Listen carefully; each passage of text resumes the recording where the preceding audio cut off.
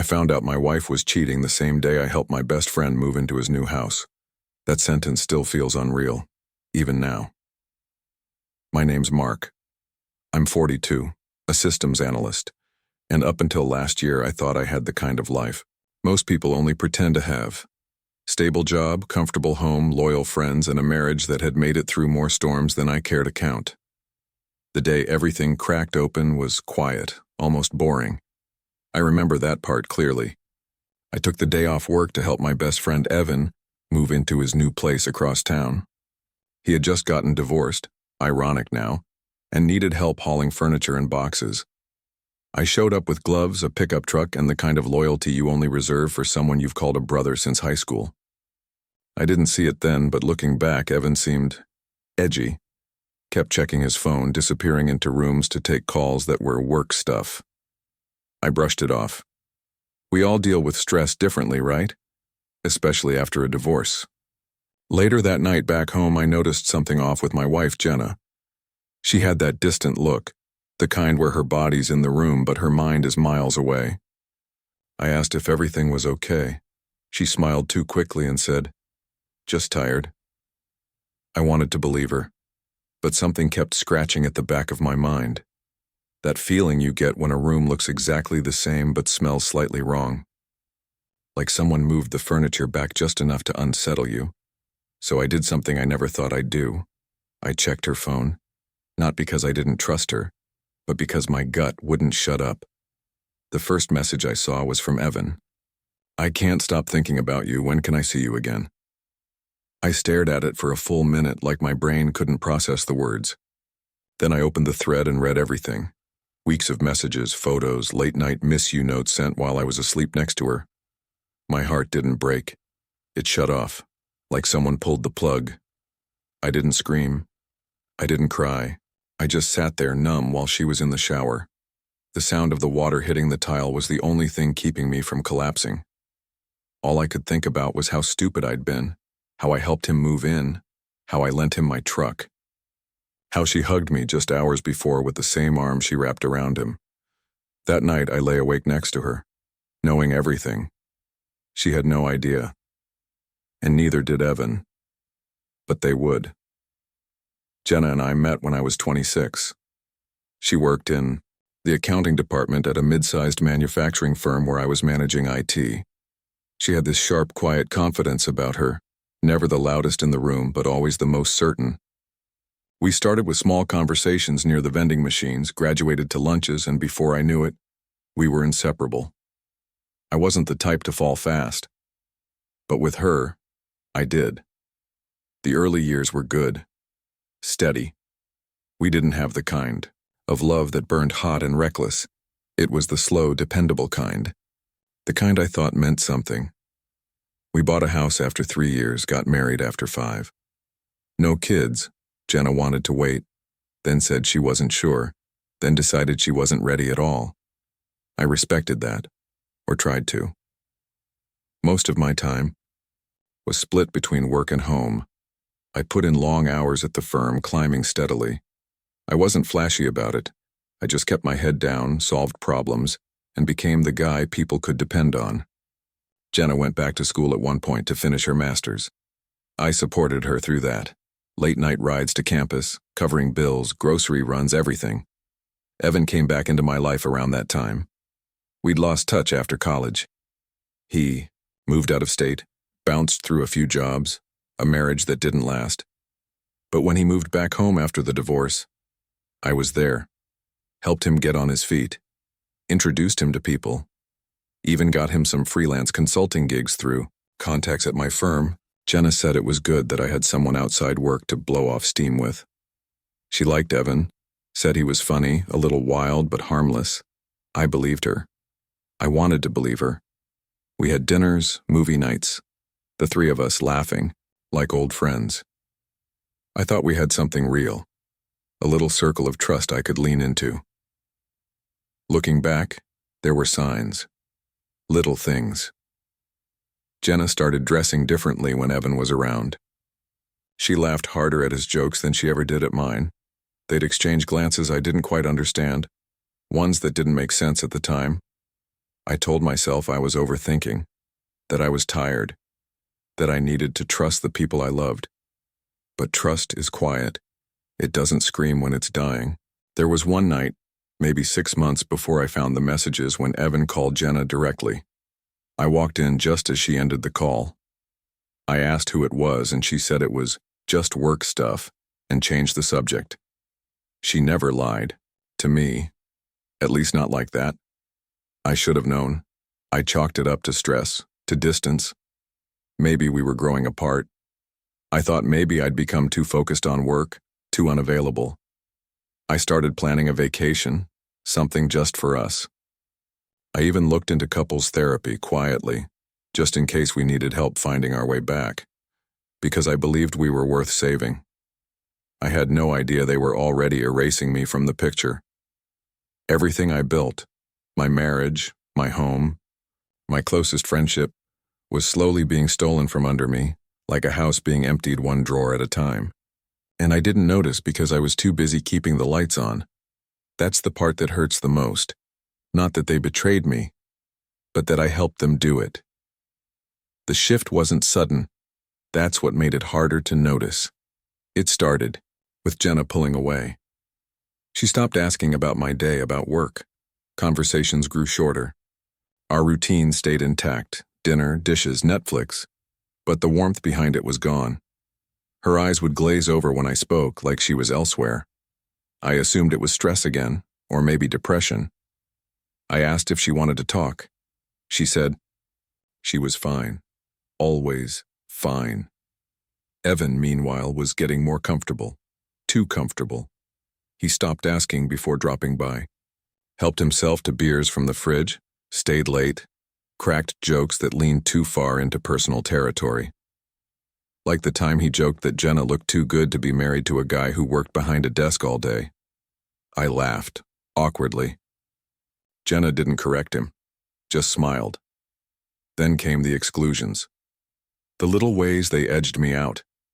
They started texting more often, inside jokes I wasn't part of. I'd walk into a room and they'd stop talking, or she'd suddenly remember something she needed to do. Once I came home early from work, unannounced. Jenna was out, her car gone. Evan's truck was parked 2 blocks over. I called her.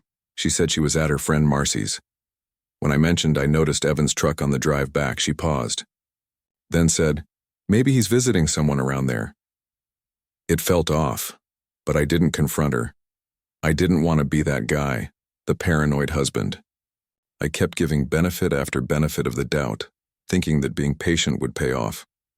The moment that shattered everything came 3 weeks before I found the texts. I had a tech conference in Chicago. 3 days. Before I left, I asked Jenna if she wanted to come along, make a trip out of it. She said no, she had work, and besides, conferences aren't her thing.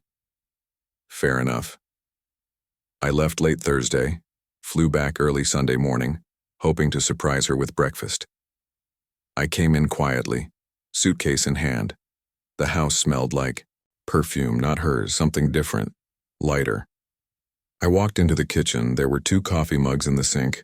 One had a red lipstick stain. Jenna doesn't wear red lipstick. Her bedroom slippers were missing from their usual spot near the door. I checked the laundry, an old habit. There were 2 damp towels in the hamper, both used recently. She was in the shower when I arrived. She acted surprised, flustered. Said she thought I was flying back that night. I didn't ask anything then, just watched her move, lie, improvise. That day I installed a small program on her phone, something a coworker had once used during a custody dispute. I justified it as a last resort, a truth finder. 2 days later, the first set of messages downloaded, the ones that changed everything. I read how she'd snuck Evan into the house that weekend, how they laughed about playing house while I was out of town. She sent him pictures, one in my shirt. They joked about whether I'd noticed things being out of place. He said Mark's too loyal, too trusting. They were right, but not anymore. That night I sat in the dark, scrolling, rereading, hurting. I didn't scream. I didn't rage. I let the anger settle like a weight in my chest. Something in me shifted. I wasn't the guy hoping to fix things anymore. I became the guy who would make sure they paid for what they'd done. The night I confronted Jenna, I didn't plan a speech. I just walked into the living room, sat down across from her, and quietly slid my phone across the table. Her eyes locked, on the screen. She didn't touch it. "I know," I said. "That's all." She stared at me like I was a stranger.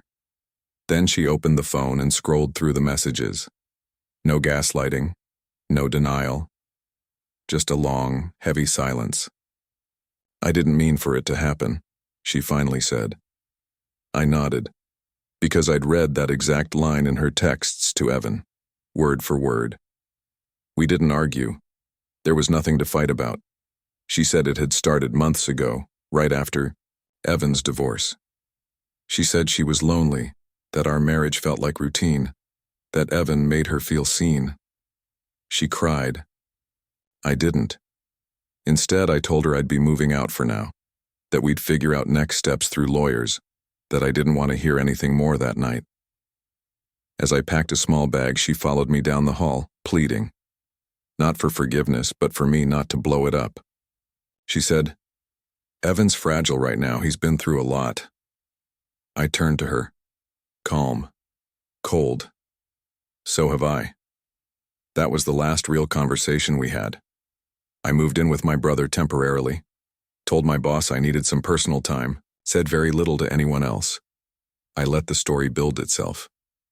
Evan never called me, never even texted. Coward. Instead, I started hearing things. Friends telling me Evan had been confused lately, that Jenna had told people we were taking space, that she hoped we could work it out. They spun their own version of the story, one where they were just two broken people who found each other by accident. Meanwhile, I watched from the sidelines, listening, collecting. I didn't need to shout to burn it all down. I just needed patience. 2 weeks later, Jenna moved Evan into the house. My house, the one I still co-owned. I didn't stop her. I let her think she'd won. What she didn't know was that I'd already frozen the joint accounts, transferred the title of my vehicle, locked every digital asset and account that bore my name. Quietly. And Evan? Well, Evan had no idea that the freelance contracts he bragged about to Jenna were ones I'd personally vouched for at my firm. He was about to learn how quickly doors close when the wrong person gets burned. They thought the worst had passed, that they'd cut me out clean. But the truth was, they'd only cleared the stage, and the real show was just beginning. There's a certain clarity that comes after betrayal, a silence that sharpens everything. I spent the first week after moving out not sulking, not raging, but watching, listening, planning. I didn't need to confront Evan. I didn't even need to see him. All I had to do was quietly loosen the threads he didn't know I'd sewn into his new life. The first step was severing his work pipeline. The IT contracts I'd secured for him, small consulting gigs under my recommendation, were based on a handshake and my reputation. He never built any relationships himself. He leaned entirely on my word. So I started making calls. One by one, I withdrew my name. I told each client that due to a serious breach of ethics, I could no longer endorse. Evan, I kept it vague. I didn't have to explain. These were long-term clients, people who trusted me.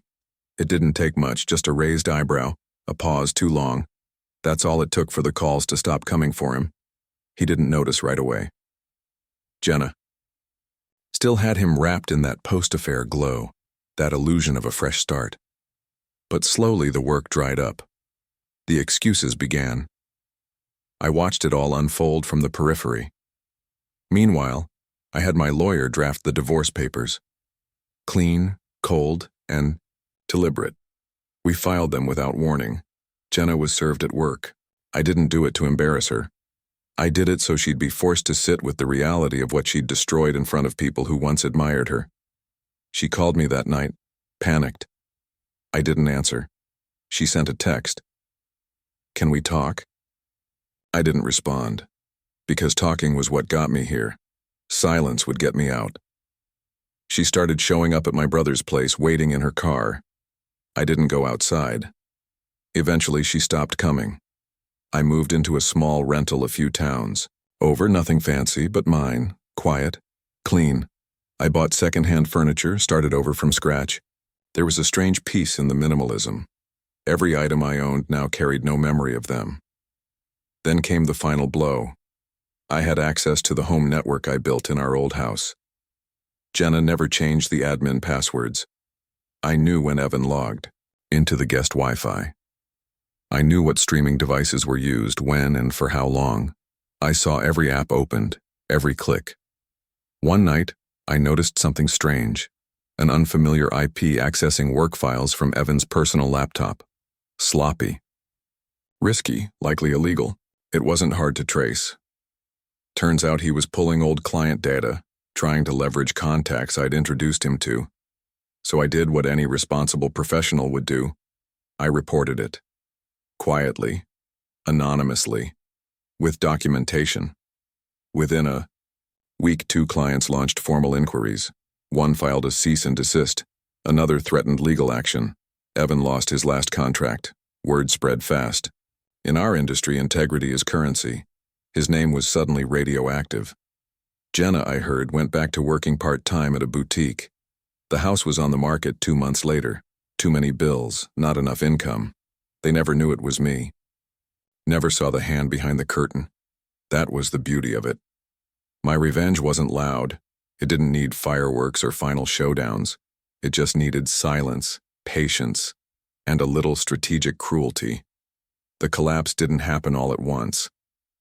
It unraveled like a slow leak, silent, steady, irreversible. I heard about it in fragments. Mutual friends called, cautiously circling the subject. One of them, Neil, a guy from our trivia nights, told me Evan had been applying for full-time IT jobs and getting radio silence. He said your name came up in a background check, Neil mentioned.